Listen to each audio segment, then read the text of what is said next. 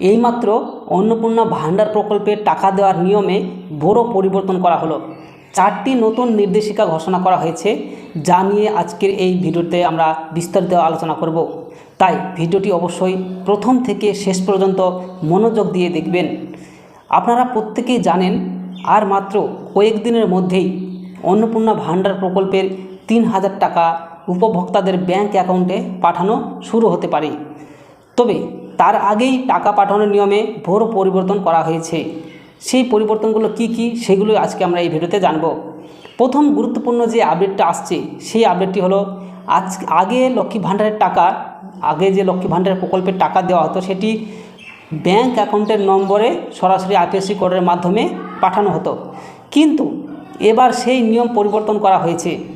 এখন থেকে অন্নপূর্ণা ভাণ্ডারের টাকা শুধুমাত্র ডিবিটি অর্থাৎ ডাইরেক্ট বেনিফিট ট্রান্সফার লিঙ্ক করা ব্যাংক অ্যাকাউন্টেই পাঠানো হবে। অর্থাৎ যে ব্যাংক অ্যাকাউন্টের সঙ্গে আধার লিঙ্ক রয়েছে এবং এনপিসিআই ডিবিটি সক্রিয় রয়েছে, সেই অ্যাকাউন্টে টাকা ঢুকবে। যদি ডিবিটি লিঙ্ক না থাকে তাহলে টাকা অ্যাকাউন্টে যেতে না পারে বা আটকে যেতে পারে। দ্বিতীয় যে নিয়মটি, সেই নিয়মটি হলো আধার কার্ডে থাকা নাম এবং ব্যাংক অ্যাকাউন্টের নাম এক হতে হবে। নামের বানানে ভুল বা অমিল থাকলে ভেরিফিকেশনের সমস্যা হতে পারে। তৃতীয় নির্দেশিকা কী রয়েছে? তৃতীয় নির্দেশিকা রয়েছে ব্যাংক অ্যাকাউন্ট অবশ্যই সক্রিয় হতে হবে, অর্থাৎ লেনদেন থাকা চাই। দীর্ঘদিন লেনদেন না হওয়ার বা বন্ধ থাকার কারণে অ্যাকাউন্টে টাকা পাঠানো হবে না। চতুর্থ নির্দেশিকা রয়েছে যারা এখনও কেওয়াইসি সম্পন্ন করেননি, অর্থাৎ ব্যাংক কেওয়াইসি যদি না করে থাকেন তাদের দ্রুত কেওয়াইসি আপডেট করতে বলা হয়েছে। কারণ কেওয়াইসি সম্পন্ন থাকলে ডিবিটি ট্রান্সফার ব্যর্থ হতে পারে। এছাড়াও জানানো যাচ্ছে সরকার নতুন করে উপভোক্তাদের তথ্য যাচাই করছে। তাই অনেকের ক্ষেত্রে মোবাইল নাম্বার, আধার লিঙ্ক, ব্যাংকের ডিটেলস এবং ভোটার তথ্য পুনরায় পরীক্ষা করা হতে পারে। তাই আপনাদের কাছে অনুরোধ, ব্যাংকে গিয়ে ডিবিটি, এনপিসিআই স্ট্যাটাস চেক করুন, আধার ও মোবাইল নাম্বার লিঙ্ক আছে কিনা যাচাই করুন। এছাড়াও কেওয়াইসি সম্পন্ন করুন, ব্যাংক অ্যাকাউন্ট সক্রিয় রাখুন, এই সব কাজগুলো করেন। যদিও এই মুহূর্তে সম্পূর্ণ অফিসিয়াল গাইডলাইন এখনও প্রকাশিত হয়নি, অর্থাৎ বুঝতেই পারছেন এবার আর শুধু ব্যাংক অ্যাকাউন্ট নম্বর বা আইএফএসসি কোডের মাধ্যমে টাকা পাঠানো হবে না, সরাসরি ডিবিটি বা আধার লিঙ্কড পদ্ধতির মাধ্যমে টাকা পাঠানো হবে। অর্থাৎ আপনার আধারের সঙ্গে যে ব্যাংক অ্যাকাউন্টটি ডিবিটি লিঙ্ক করা থাকবে, সেই অ্যাকাউন্টেই সরকারের টাকা ঢুকবে।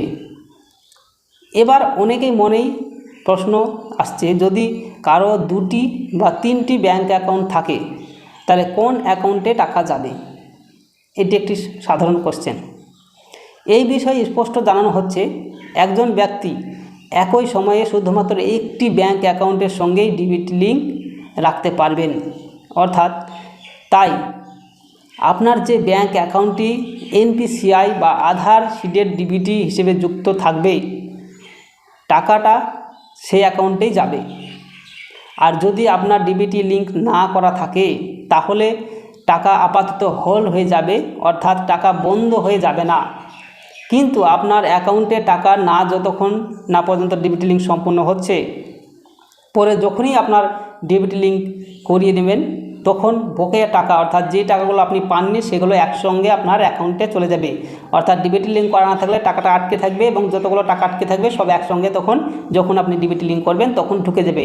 তাই এই বিষয় নিয়ে অতিরিক্ত আতঙ্কিত হওয়ার দরকার নেই। বর্তমানে অনেক জায়গায় আধার লিঙ্ক, মোবাইল নম্বর আপডেট এবং ডিবিটি লিঙ্ক করানোর জন্য প্রচুর ভিড় হচ্ছে।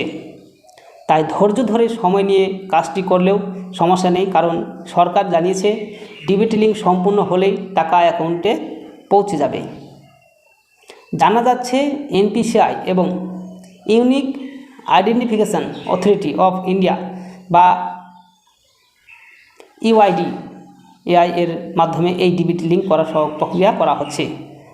আপনারা যে ব্যাংক অ্যাকাউন্টকে ডিবিটির জন্য নির্বাচন করবেন, ভবিষ্যতে অন্নপূর্ণা ভাণ্ডার প্রকল্পের সমস্ত টাকা সেই ব্যাংক অ্যাকাউন্টে পাঠানো হবে।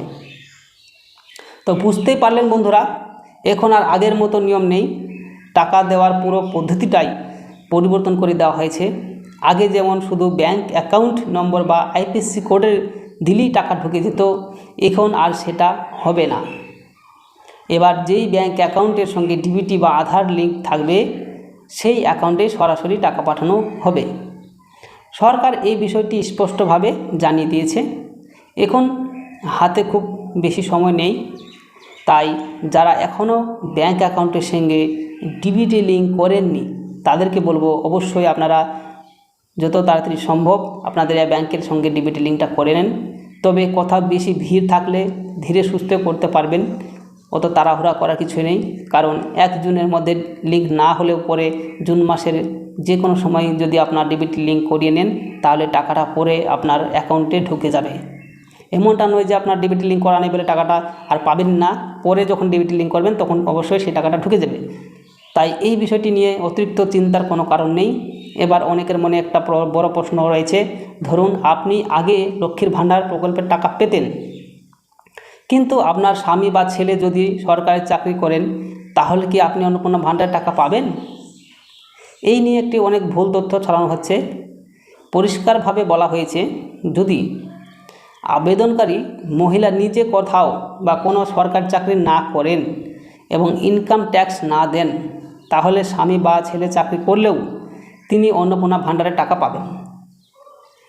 তাই শুধুমাত্র পরিবারের জন্য কেউ চাকরি করবেন বলে প্রকল্পের সুবিধা বন্ধ হবে এমনটা নয়।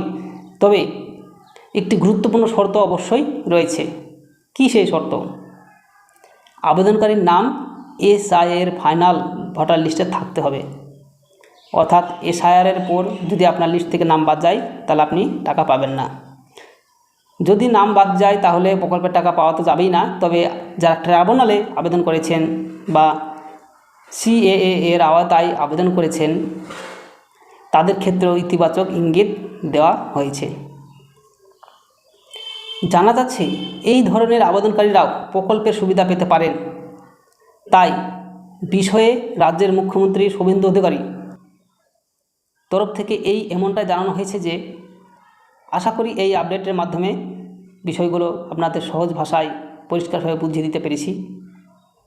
ভিডিওটি যদি ভালো লাগে তাহলে অবশ্যই আপনার বন্ধু বান্ধব সকলকে শেয়ার করবেন, যেন তারা এমন গুরুত্বপূর্ণ আপডেটগুলো তারা পায় এবং আমাদের এই নতুন চ্যানেলের সঙ্গে সাথে থাকবেন এবং আমাদেরকে এভাবে ভালোবাসা দিবেন। ধন্যবাদ সকলকে। Thank you.